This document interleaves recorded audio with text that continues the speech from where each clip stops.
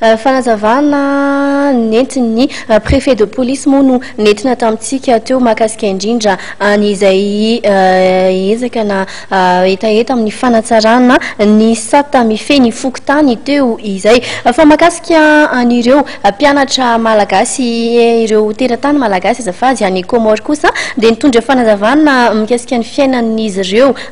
Ramatofo Lala ny fiainan'ireo teratany malagasy any Comore nambarany ara moa fa dia milamina ny fifandraisan'ny teratany malagasy any antoerana fanazavana azy.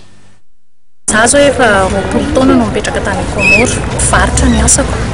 dia hatramin'ny tonavako tany tsisy olana rehefa ara-dalàna ny taratasinao dia tsisy olana ianao ary rehefa ara-dalàna koa ianao dia afaka miditra ny Masivo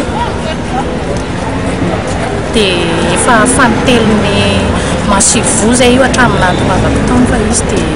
sana malagasy mihitsy izy ary mahafinaritra. Zay zany mangataka hoe hamaly an'ilay tele tovolahy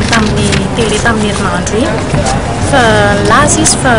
tsy nirarana azy ny Masivo tany Comore